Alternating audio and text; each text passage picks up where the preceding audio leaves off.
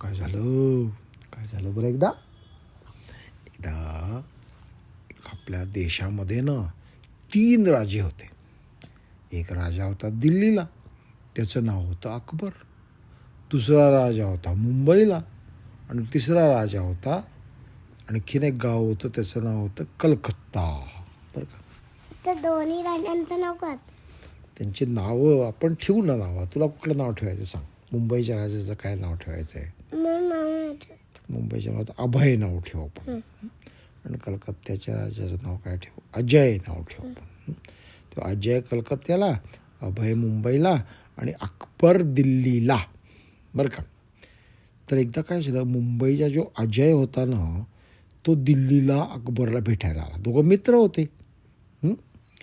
तर अजय अकबरला काय म्हणला की तुझं फारच छान आहे रे गाव सगळं, पण तू तुझ्या त्या बिरबल नावाच्या जो आहे मंत्री, त्याला इतका भाव का देतोस, त्याला इतकं महत्त्व का देतोस, त्याचे इतके लाड का करतोस?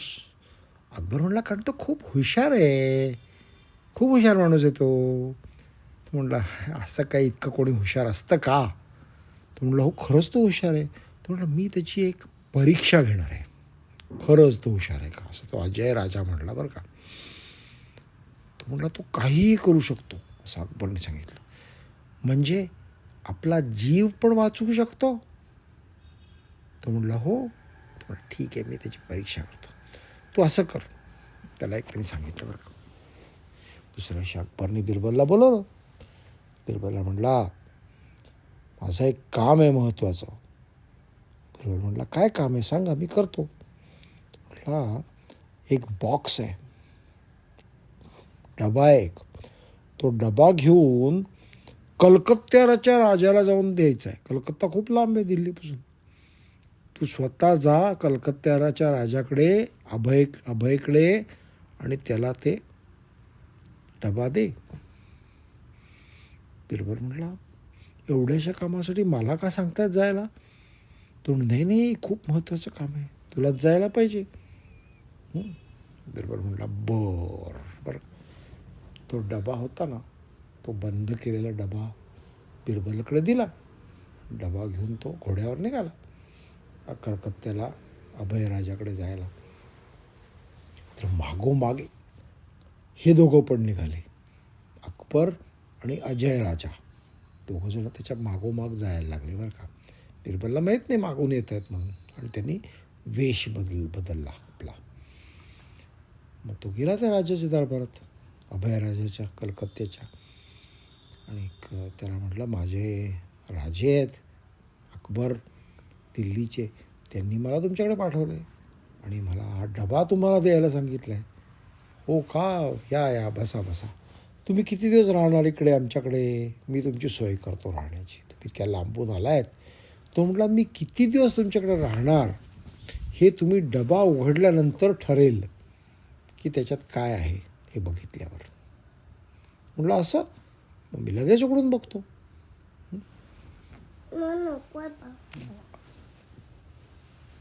तर त्यांनी लगेच डबा उघडला राजाने, अभयराजाने. उघडल्यावर आतमध्ये त्याला एक पत्र सापडलं. काय होतं पत्र ते? अकबर राजाने ते अभयराजाला ते पत्र लिहिलं होतं. बरं का? काय लिहिलं होतं पत्रामध्ये? अकबरने आपल्या प्रधानाला, त्या अभयराजाने आपल्या प्रधानाला जवळ बोलवलं. तो म्हणला वाचून बघ. प्रधानाने वाचलं. तर अकबरने काय लिहिलं होतं माहिती आहे?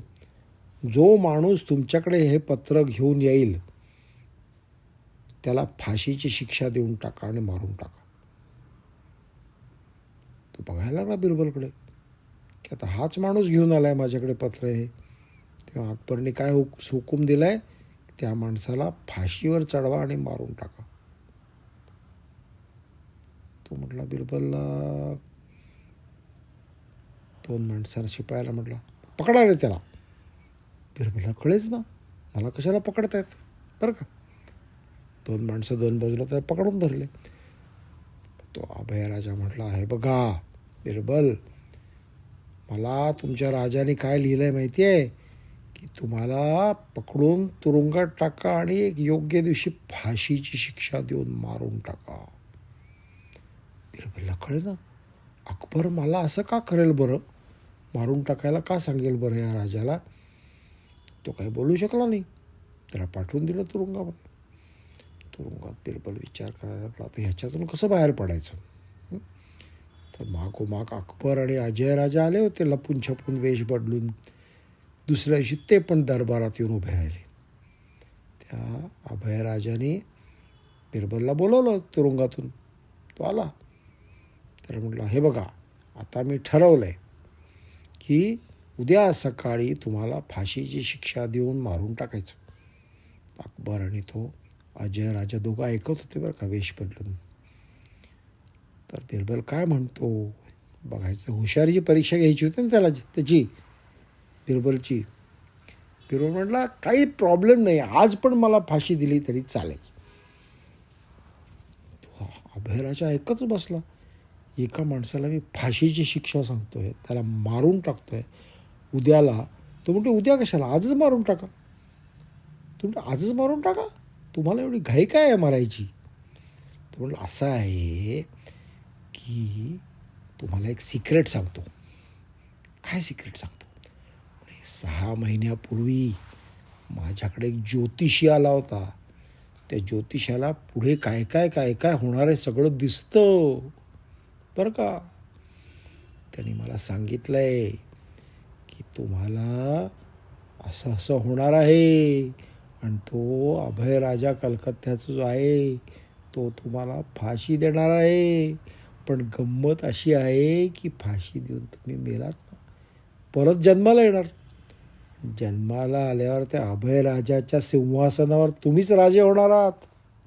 तेव्हा मला तुम्ही जेवढं लवकर फाशी देऊन मारून टाकाल तेवढंच मी पुन्हा जन्माला येईन.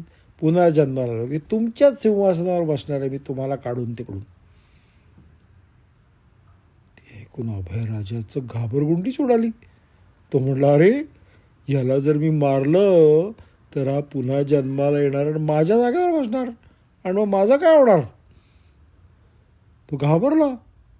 अकबर तिकडे बघत ऐकत होता सगळं, आणि तो अजय राजा मुंबईचा तो पण ऐकत होता.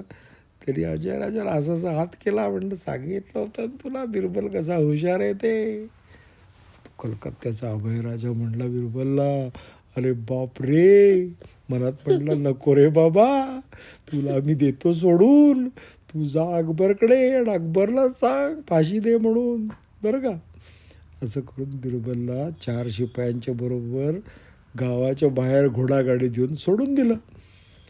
तिकडे अकबर आणि तो अजय राजा आले आणि बिरबलला म्हणले, बिरबल शाबास, तुझी आम्ही परीक्षा घेतली होती आणि तू परीक्षेमध्ये 10 out of 10 मार्क्स मिळवले आणि पहिला नंबर आला. अशा तऱ्हेने अकबरने त्या अजय राजाला सांगितलं की आमचा बिरबल किती हुशार आहे. मला केवढं हसू येतंय मग. हो ना.